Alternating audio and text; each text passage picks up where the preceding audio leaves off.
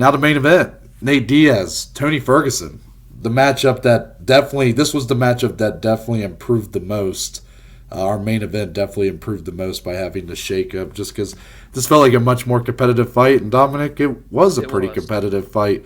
I just loved seeing these two guys fight. Well, didn't it feel that way? Like, this wasn't a fight of the year. This wasn't it's maybe not going to be a fight that's going to be on any, like, all-time list or anything. But it was just a very solid fight between two legends of the sport, both with a lot of beef with the company, which is so funny that they saved this card by taking this fight in the main event. And, yeah, it was a really good fight. Nate Diaz was still the betting underdog, and he goes in there and gets the win in his final fight of his UFC contract, submits Tony Ferguson. I mean, what karma, what crow the UFC have to eat here for really trying to fuck this guy on his way out.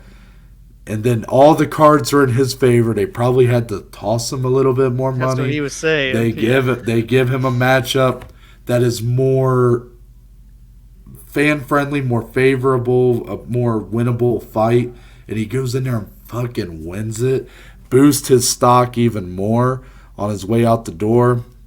I love the UFC, but, man, what a checkmate of a night this was for Nate Diaz. Yeah, and literal checks as well, no, like you said. Because Nate, I did catch one snippet before we hopped on. Nate said, or someone said, what was it like negotiating to get Tony now on 24 hours notice after Hamzat missed weight? He goes, yeah, well, I told the UFC I need paid more than every single UFC champion in the company. UFC, this is what he said. UFC said back, well, you're already making that type of money. And then Nate goes, well, I'm going to need even more than that. And they go, so how much more was it? Like he's really going to tell them. All Nate said, I lost count. So he's an absolute dog. He's a savage, and he fought like a savage. He looked good. His boxing was as crisp as ever. He was landing not a ton of like output really from both guys, but it was a bit of a fast-paced fight in terms of like the movement. But when Nate was landing, the impacts were so much more damaging than anything that Tony was doing. Tony did land that great double leg takedown the first time the fight was going to be on the ground. Nate said, let's just go ahead and put him out right now. Locked in the guillotine. People forget how good that Nate is on the ground. The guy has one of, if not the most submissions off of his back in UFC history, if I'm not mistaken. He adds one more to the resume on his way out the door with a bag full of money. I mean, what better way for Nate to fight out his contract, if I'm being honest? I mean, come on. This is crazy. Yeah, this brought so many eyes to him this week, and he was the utmost professional despite, he really was. The cloud hanging over the fact that it was his last fight, UFC kind of screwing him here with the matchup. And he came in very professional. He made weight, took the new opponent, got a bag full of cash, and that was it. That's all she wrote. If that's the last time we ever see Nate Diaz in the MMA space, I'm sure he's going to have more going on. He's got his fight promotion. He's starting. You got the rumors of boxing out there.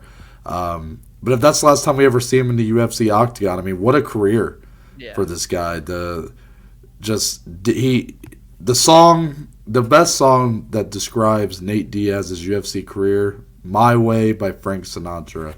He literally faced it all. He stood tall, and he did it his fucking way. Yes. And I just have so much respect for, that he's a character for sure. I mean, that dude is one of a kind. Him and his brother Nick, they are, two of a kind, I guess. Yeah, but in such an authentic way. But they are very authentic, and they built themselves up in an authentic way. They didn't, compromise their values, their morals. They weren't, playing a character.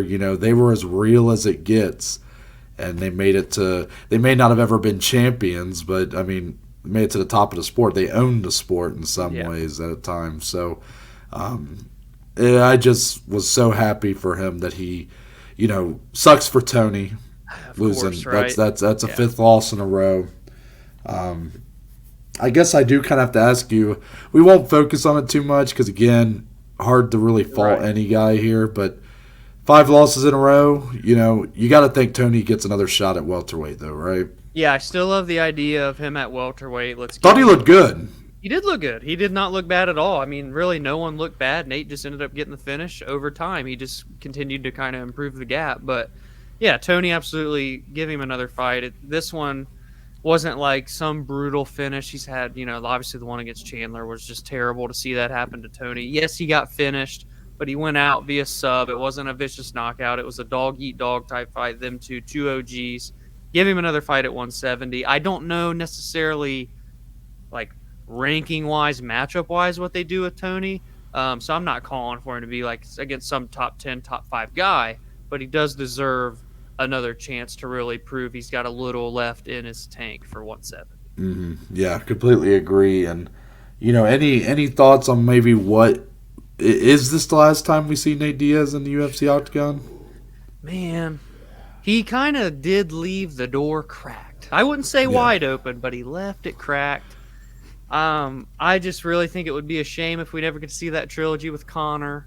That would be one of the biggest what ifs I feel like ever in terms of like a matchmaking wise for the UFC. But if not, what are you gonna do? I mean, again, really, you can't have a better swan song than what Nate had last night. So in a sense, I don't need to see him fight again unless it is that trilogy with Conor.